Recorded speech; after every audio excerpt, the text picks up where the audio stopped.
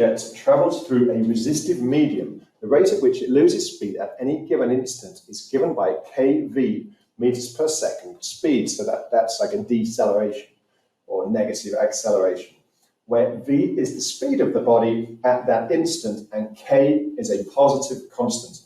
Suppose the initial speed is u meters per second.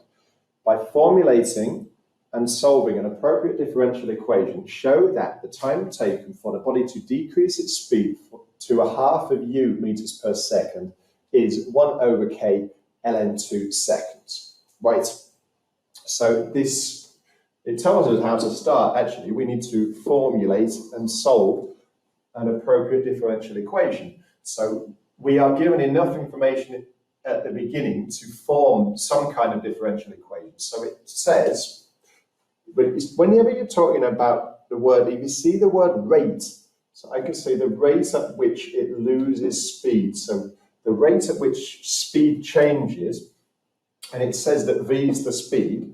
So if it's losing speed at a rate, that's with respect to time. So it's dv by dt. That's the rate of change of speed.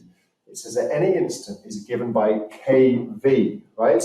So that equals kv, which is nearly right, but it's not quite right because we haven't covered this bit here, loses speed. If something loses speed, then that's going to be negative. dv by dt, the rate of change of speed is going to be negative. So we're going to say dv by dt equals minus kv. So that's the beginning, the initial differential equation. We also have some initial values. We have this, suppose the initial speed is u. So initial speed means the speed when the time is 0. So we know that when t equals 0, v equals u, okay? And we don't need to worry about too much of that, as in what is u, is it a number? Because if you look at what the answer wants to be, firstly, we've got a u in the next bit anyway, and then if you look at what the answer is, we're not going to get to an actual numerical speed. It's all going to have letters in there, unknowns. Okay, but we have enough to form a differential equation and turn it into an initial value problem because we have this when t equals 0, v equals u. Right, so now we can work on this. We can get a general solution, then we can use the initial values to get a particular solution, and then we can substitute into that to find out, well, how much time would it take for v to equal half of u?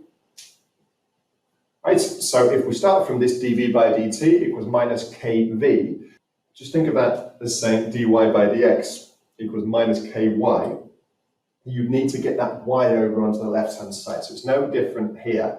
You've got to get that v over to the left-hand side with the dv by dt, and then we need to integrate both sides with respect to t. So we're going to divide both sides by v. So that would say 1 over v dv by dt equals minus k. Okay? So now we integrate both sides with respect to time, with respect to t. So the integral of 1 over v dv by dt dt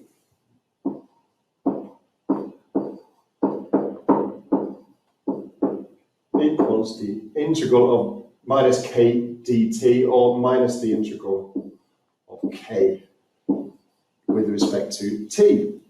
Okay, and so now once we've done that, we've separated the variables, we have this lovely simplification that makes our life so much easier. The dt's disappear, so now we have the integral of 1 over v dv equals minus the integral of k dt. Okay, very easy to integrate both of these. The integral of 1 over v with respect to v is ln of the absolute value of v, so ln v equals, remember to think about the constants, we're only going to have one constant, and I'm going to leave it on the right hand side. If we put a constant in both, we could just combine them by adding them, you'd still only have one constant. And I'm looking to get an equation that just says v equals something. So the integral of k with respect to t is kt. So it's going to be minus kt plus some constant.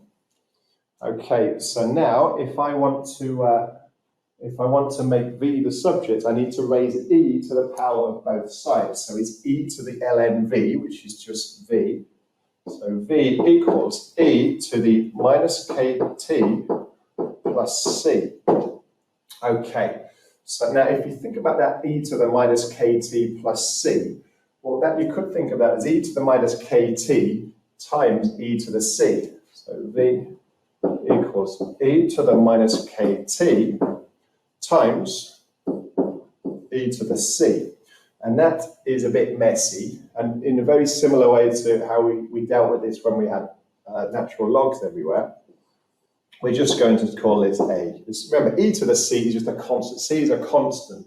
So e to the c will still just be a constant. So we're just going to say let big A equal e to the c, and it'll just look a lot nicer. Now we can call this, so say v equals a e to the minus kt, and that looks more like some kind of exponential formula that you're likely to see in a textbook. So v equals a e to the minus kt. So that's a classic exponential decay type formula. And this is the general solution.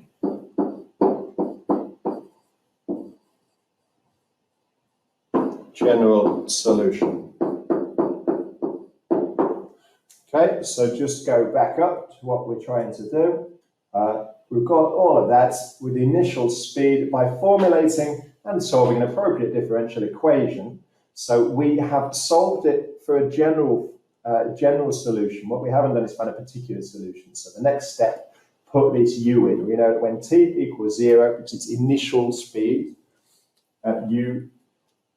v equals u. So when t equals 0, v equals u. Okay, so u equals a times e to the minus k times 0. Okay, so you've got e, or minus k times 0 is 0, e to the 0 is 1, so that means u equals a. Okay, so a is actually the initial velocity. So now v equals u e to the minus kt. So this is now showing us that the velocity equals the initial velocity times e to the minus kt.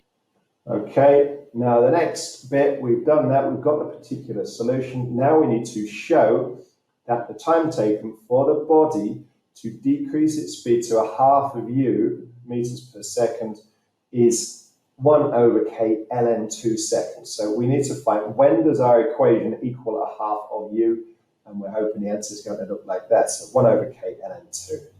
So basically, when does v equal a half of u? That's what we're finding out. So we just substitute a half of u equals u e to the minus kt.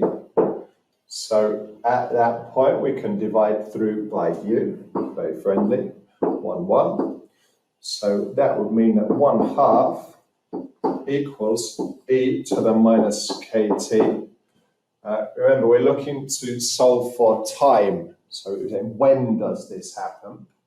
And just referring back to that, show that the time taken, we are solving for t. So the only way we're going to get the t out of there is by taking logs of both sides. So ln of a half equals ln of e to the minus kt. Ln of e to the minus kt is minus kt ln e. Ln a half equals minus kt ln e. You should know that ln e is just 1. So ln a half equals minus kt. Okay, so to make t the subject, we're trying to find the time taken. We are going to divide through by minus k. So ln of a half divided by minus k equals t. So we have made t the subject, but now we're going to wrestle around with it a bit because we are asked to show that it equals 1 over k ln 2. So at the moment, we have ln of a half, but it shouldn't be too bad because don't forget, 1/2 is the reciprocal of 2, so it's 2 to the power minus 1. So we can write ln of 2 to the power minus 1 over minus k equals t, right? So using the third law of logs, you can bring that power to the front. So minus ln 2 over minus k equals t. And we're pretty close now. The minus signs cancel out, so you've got ln 2 over k. So you've got ln 2 over k equals t.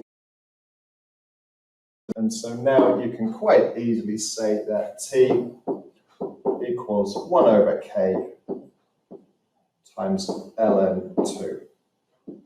Okay, so that is the time taken for the velocity to decrease to half of the initial velocity, half of u.